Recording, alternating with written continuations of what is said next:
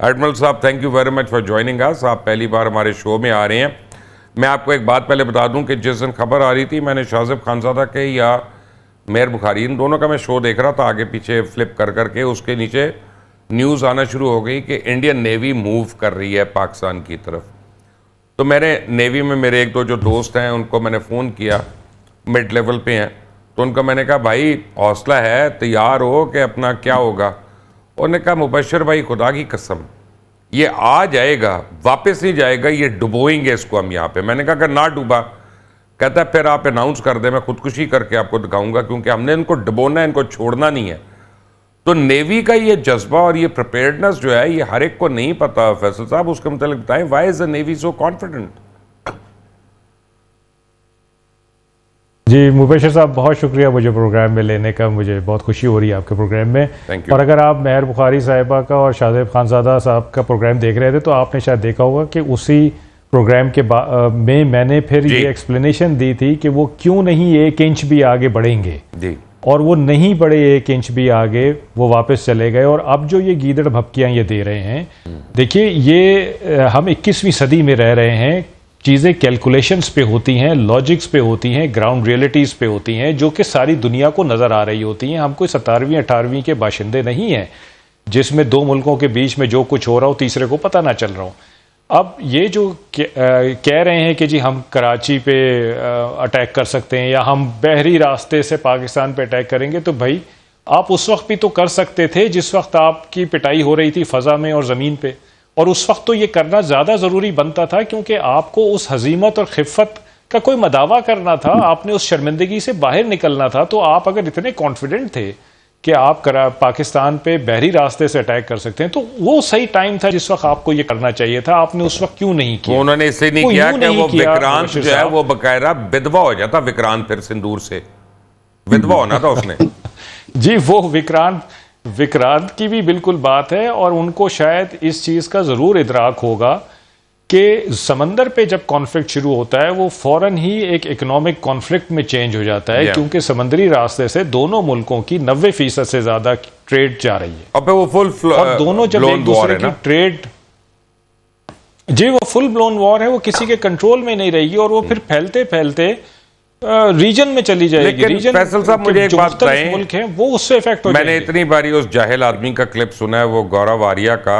ये हारिस नवाज बैठे यहाँ पे, मैं आपको पता है मैंने उसको एक दिन मैसेज भेजा, वो नक्शे दिखा रहा था कि इधर से ये डिप मूव होगी, इधर से ये कोर मूव है, इधर से। मैंने उसको कहा यार तू 4 साल फौज में रहा है, तो मुझे कंपनी मूव करना दिखा दे कि वो कैसे मूव होती है, मैं टेंट करा लूंगा टीवी पे बैठ के।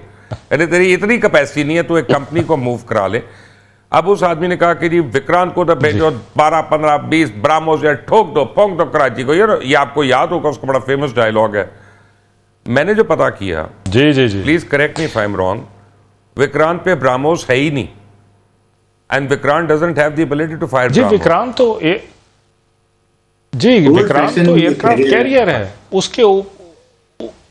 उसके ऊपर तो 10-12 MiG-29 के जहाज हैं जो कि इस काबिल नहीं हैं कि वो अपना काम कर सकें। यानी जो एयरक्राफ्ट कैरियर होता है उसकी असल वैल्यू उसके ऊपर जो जहाज होते हैं, हवाई जहाज, उनकी होती है।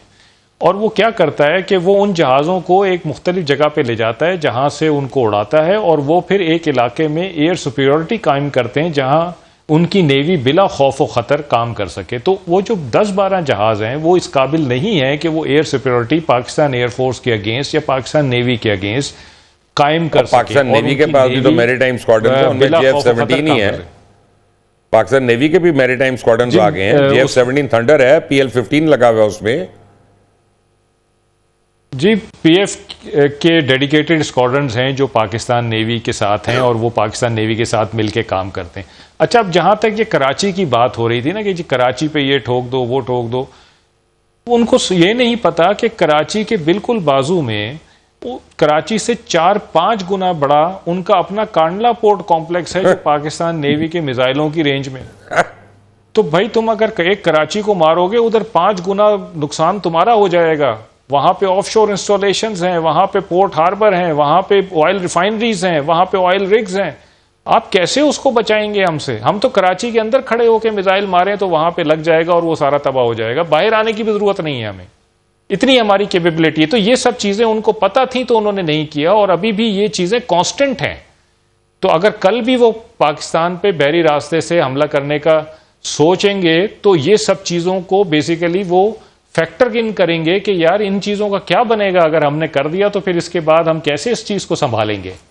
तो मैं आपको ये श्योरिटी दे रहा हूं कि ये इनकी गीदड़ भपकियां हैं और ये इससे ज्यादा नहीं बढ़ेंगे। मैं वैसे बड़ा कॉन्फिडेंट हुआ, मेरी एडमिरल संदीला साहब से बात हो रही थी, उन्होंने मुझे कहा तू की कर रहे हैं, मैं कहा रोटी खाती सोन की तैयारी कर रहे हैं, उनका सो जा आराम नाल फौज रखवाली कर रही है इस मुल्क की। So I mean you know that was a very very reassuring thing. Brigadier Haris, मैं आपको बताऊं कसम से जी, पूरी पाकिस्तान कौम में इतना कॉन्फिडेंस था कि हमारी अफवाज हमारा दिफा कर रही हैं, हमें टेंशन की जरूरत नहीं है। दे वर सो कॉन्फिडेंट, यकीन करें जब फतेह 1 फतेह 2 फायर हो रहा था, पीछे नौजवान बैठे तालियां बजा रहे थे। दे वर सो, हाँ, इतनी ये कौम हमारी ऐसी है कि ये जब खड़ी इकट्ठी हो जाती है एज ए नेशन, तो लड़ाई तो you fight as a nation, कई फौज तो लड़ती नहीं है, वो हमने करके दिखा दिया। मेजर गोरेबारी की जो आप बात कर रहे थे, ये कोस्टल यूनिट में 3 साल रहा हुआ है। वही ये मैंने जो कहा। फौज में डाक तकसीमी होते हैं, ये वो करता था, डाकिया का बच्चा। ये बातें ऐसी करता है जैसे ये बहुत बड़ा स्ट्रेटेजिस्ट है, इसको शर्म भी नहीं आती ऐसी बातें करते हुए। तो सेकंड है, देखिए पाकिस्तान ने अभी तो सिर्फ फतेह 1 और फतेह 2 मिसाइल फायर किए थे, दैट्स ऑल, जो 120 से लेके 700 किलोमीटर तक जाता है।